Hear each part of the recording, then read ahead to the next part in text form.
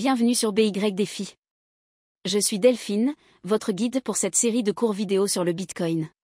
Qu'est-ce qu'un stablecoin? À quoi sert-il? Comment les stablecoins sont-ils créés, et sont-ils vraiment une bonne idée?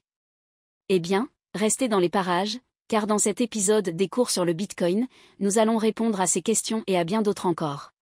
Avant de commencer, n'oubliez pas de vous abonner à la chaîne et de cliquer sur la cloche afin d'être immédiatement informé de la sortie d'une nouvelle vidéo. Le sujet d'aujourd'hui est les stablecoins. Allons-y.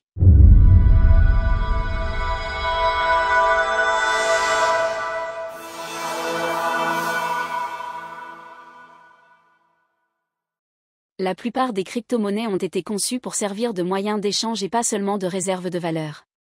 Le problème est qu'en raison de leur capitalisation boursière relativement faible, même les crypto-monnaies les plus populaires, comme le Bitcoin, ont tendance à connaître d'importantes fluctuations de prix. En règle générale, plus la capitalisation boursière d'un actif est faible, plus son prix est volatile. Imaginez que vous jetiez un caillou dans un petit étang. Maintenant, prenez le même caillou et jetez-le dans l'océan. La pierre aura beaucoup plus d'effet sur l'étang que sur l'océan. De la même manière, la capitalisation du marché des crypto-monnaies est un petit étang pour l'instant et est plus affectée par les ordres d'achat et de vente quotidiens que, par exemple, le dollar américain. Cela pose un problème majeur, car on ne peut pas profiter des avantages des crypto-monnaies, notamment la décentralisation de l'argent et un système de paiement libre free for all, sans la volatilité de la valeur qui l'accompagne. Imaginez à quel point il est difficile d'utiliser le Bitcoin ou toute autre crypto-monnaie pour les transactions quotidiennes et à des fins de trading lorsqu'un jour il vaut X et que le lendemain il en vaut la moitié. Pensez à ce que ressent le gars qui a acheté 2 pizzas pour 10 000 bitcoins il y a 8 ans.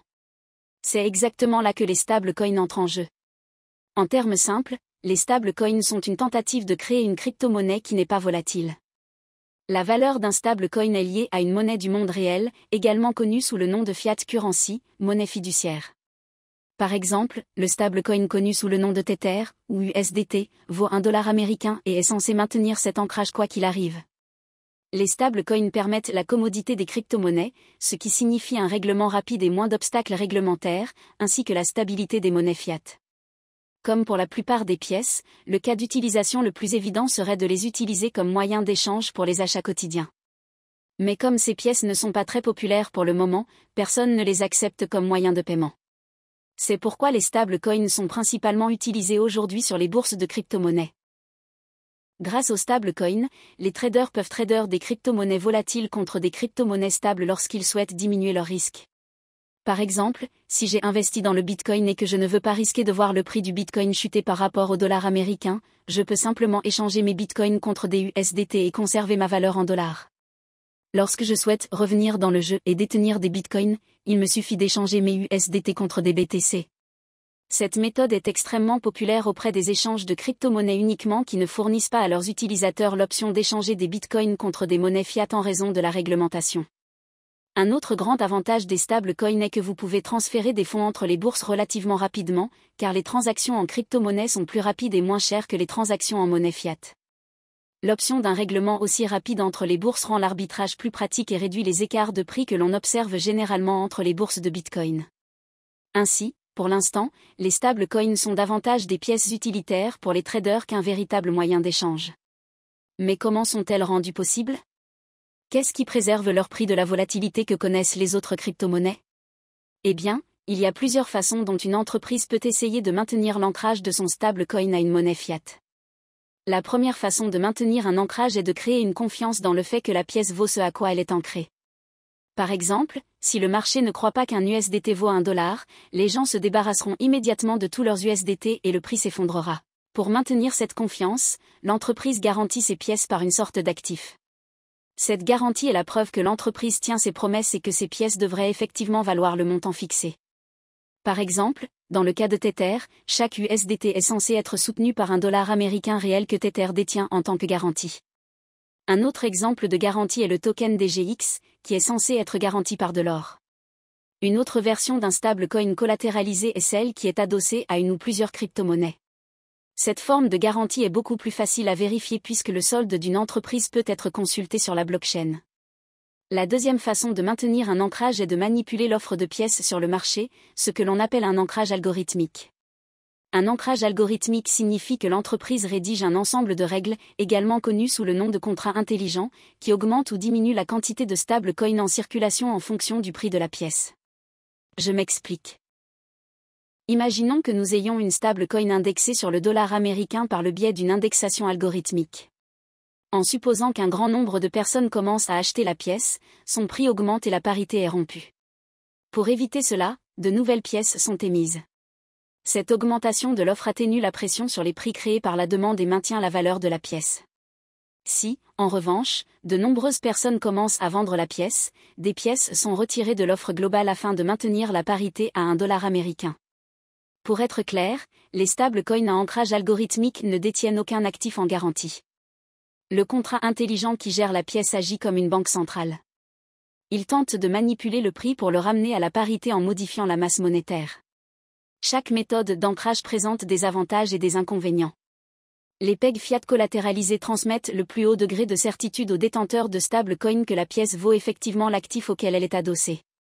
Cependant, les chevilles collatéralisées en fiat présentent quelques inconvénients majeurs.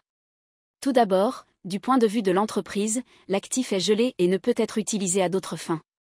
D'autre part, il existe toujours un risque de détournement de fonds ou de fermeture du compte bancaire de l'entreprise, ce qui peut ruiner la confiance dans le stablecoin. Un autre problème avec les stablecoins collatéralisés en fiat est qu'il est difficile de prouver réellement que l'entreprise possède suffisamment d'actifs pour soutenir réellement la quantité de pièces en circulation. Tether, par exemple, a fait l'objet de critiques sévères et de demandes d'audit de la part de sceptiques affirmant que la société n'avait pas assez de garanties pour couvrir les USDT en circulation. Les crypto-monnaies collatéralisées, quant à elles, présentent l'avantage de voir la garantie sur la blockchain, mais la garantie elle-même est extrêmement volatile. C'est pourquoi une prime est nécessaire.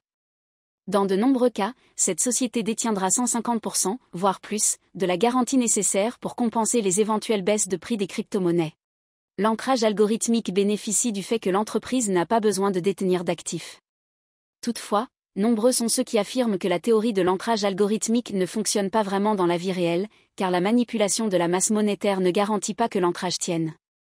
Compte tenu de la complexité du maintien de l'ancrage d'un stablecoin, vous vous demandez peut-être ce qui motive la création d'un stablecoin.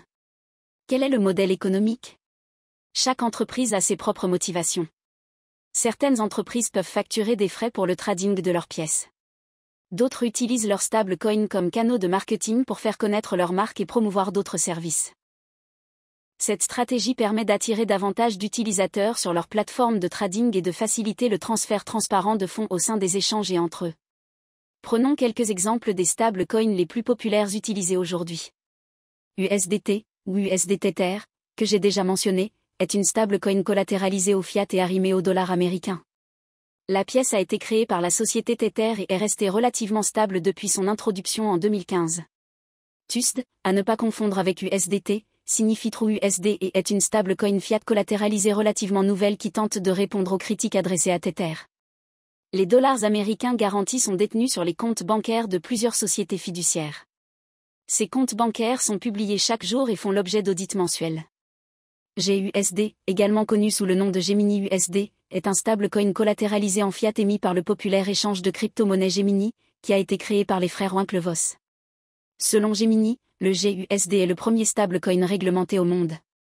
USDC, qui signifie USD Coin, est une stablecoin collatéralisée en fiat émise par Circle et Coinbase. Enfin, DAI est un stablecoin créé par MakerDAO qui est crypto-collatéralisé. La création de stablecoins fait l'objet de nombreuses critiques.